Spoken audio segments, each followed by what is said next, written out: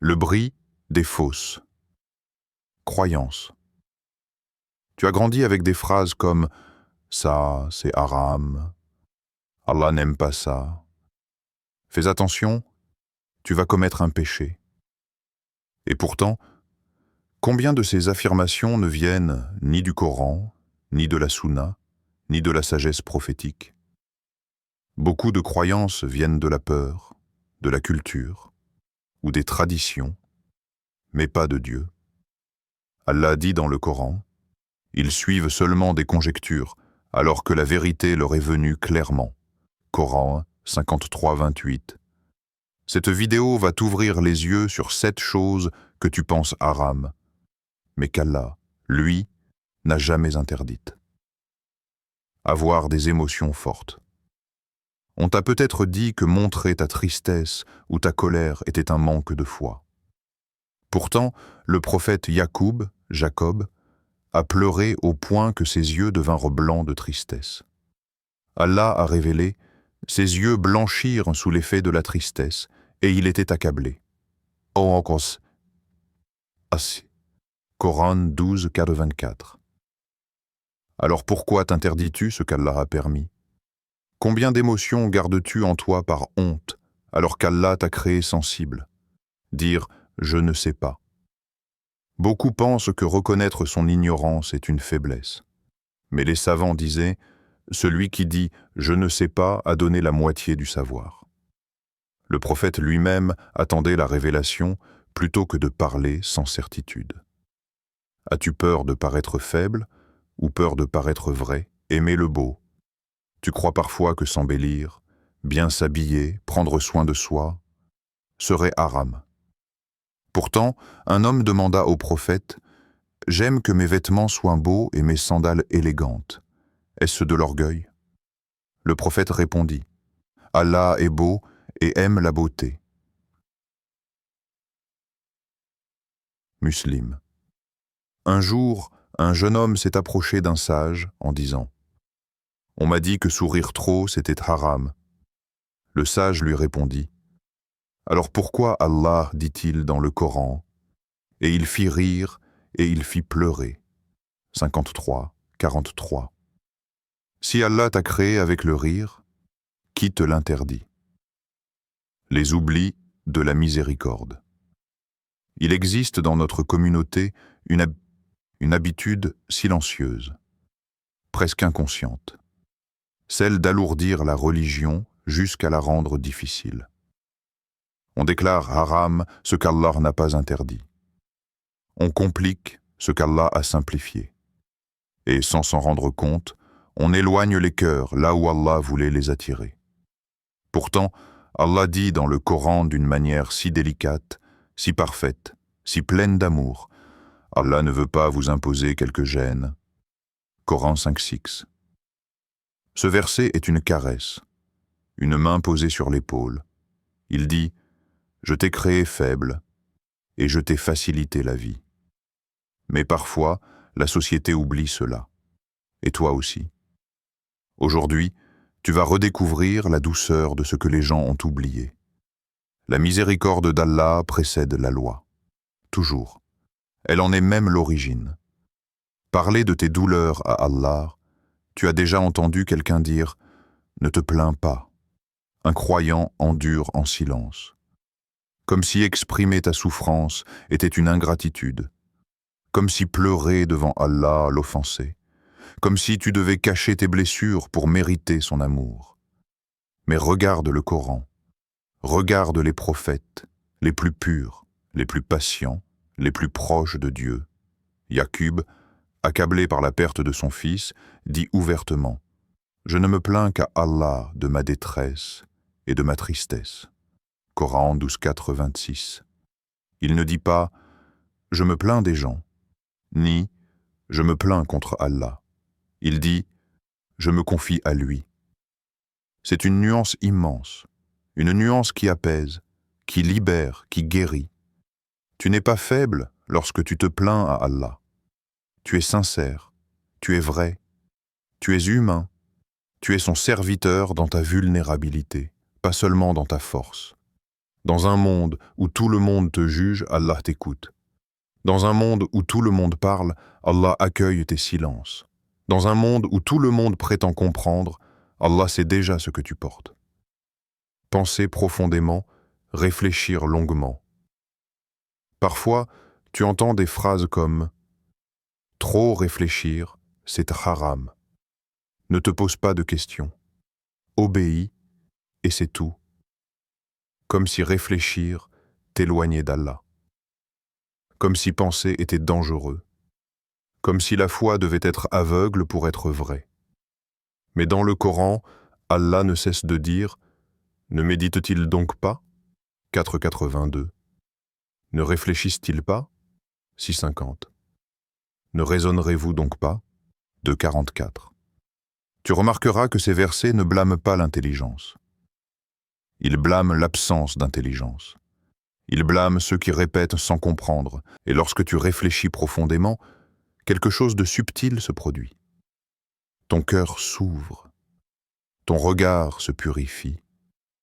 Tu vois Allah dans ce que tu ne voyais pas avant. Penser devient un acte de lumière. Alors pourquoi te fait-on croire que réfléchir est dangereux? Parce que réfléchir libère, réfléchir te sort du conditionnement, réfléchir casse les chaînes de l'ignorance, réfléchir t'emmène vers Allah, sans passer par les intermédiaires qui se croient propriétaires de sa religion. Penser vraiment demande du courage, et Allah aime ceux qui cherchent sincèrement. Il y avait un homme pieux, connu pour son adoration, sa dévotion, sa bonté. Mais il avait une peur étrange, la peur de réfléchir. Il disait « Si je commence à trop penser, je vais me tromper. Je préfère laisser mon esprit vide, mon cœur fermé, et juste répéter ce qu'on m'a enseigné. » Un jour, cet homme rencontra un savant âgé, un homme dont les yeux brillaient d'une sagesse calme. Le savant lui demanda « Pourquoi refuses-tu d'utiliser l'intelligence qu'Allah t'a donnée ?» L'homme répondit « J'ai peur de mal comprendre, j'ai peur de faire une erreur. » Le savant posa sa main sur son cœur et dit « Allah t'a donné un cœur pour ressentir et un esprit pour comprendre. Pourquoi utilises-tu seulement la moitié ?» Cette phrase transforma l'homme. Pour la première fois, il comprit que réfléchir ne l'éloignerait pas d'Allah. Au contraire, c'était l'un des chemins qui mènent à lui. Dans cette partie, tu as découvert que ce que certains déclarent haram n'est parfois qu'un oubli. Un oubli de la douceur divine. Un oubli de la facilité voulue par Allah. Un oubli de sa miséricorde qui enveloppe chaque croyant. La liberté que Dieu t'a accordée. Il existe une forme de prison dont les barreaux sont invisibles. Une prison où l'on enferme les âmes non pas avec des chaînes, mais avec des phrases que l'on répète sans réfléchir, que l'on transmet sans vérifier, que l'on impose sans comprendre. Et peu à peu, l'homme se met à vivre une religion qui n'est pas la sienne, une religion écrite par les langues, pas révélée par Allah. Allah dit dans le Coran, avec une sévérité qui brise les illusions, « Ne dites pas à propos de ce que vos langues décrivent mensongèrement. Ceci est permis, et cela est interdit, afin d'inventer des mensonges contre Allah. » Coran 16:116. Ce verset n'est pas simplement une mise en garde, c'est un avertissement cosmique. Un rappel que la liberté de l'homme commence lorsque l'on cesse de prêter à Allah ce qu'il n'a jamais dit. Le prophète stockait de la nourriture pour sa famille. Il plantait des arbres. Même un jour avant la fin du monde, il dessinait des stratégies. Il préparait ses batailles avec minutie. Il envoyait des éclaireurs. Il observait le terrain. Il attachait son chameau avant de faire confiance à Allah. Puis il dit, « Attache ton chameau et place ta confiance en Allah. » Ce hadith détruit en une phrase toutes les confusions. Il dit, « Agir n'annule pas la confiance. Agir est une forme de confiance. Le danger n'est pas d'avoir un plan, Le danger est de croire que ton plan remplace Allah. Mais l'erreur n'a jamais été de construire. L'erreur a été d'avoir peur de construire. Certaines personnes veulent te faire croire que te préparer à demain manque de tawakkul. Mais le vrai tawakkul, c'est d'avancer en faisant ta part et en laissant Allah faire la sienne.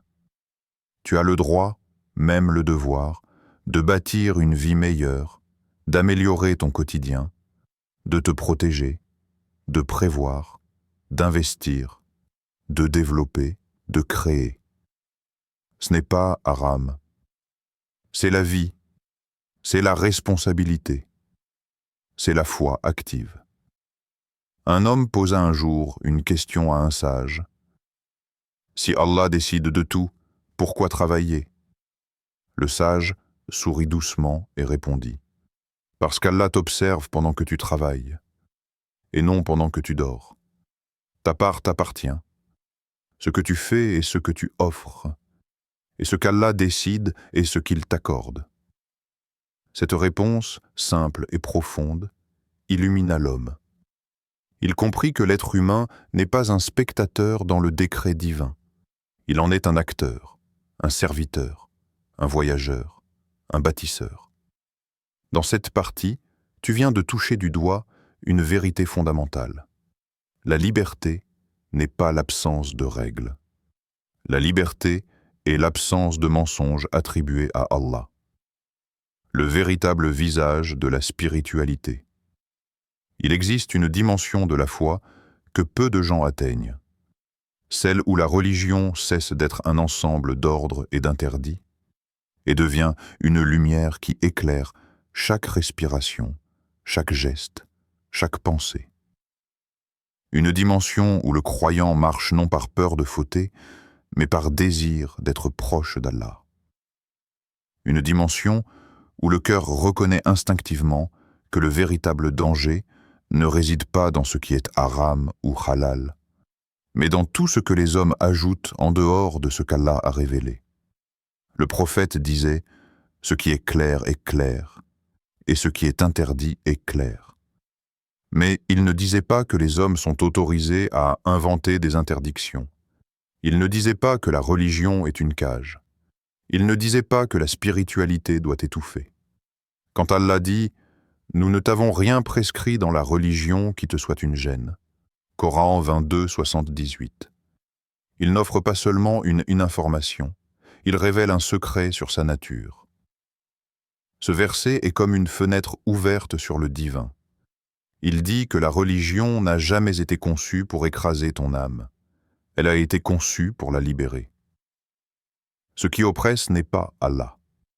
Ce qui oppresse, ce sont les couches ajoutées par les hommes, leur peur, leurs traditions, leurs interprétations hâtives, leurs jugements précipités, leurs lectures limitées.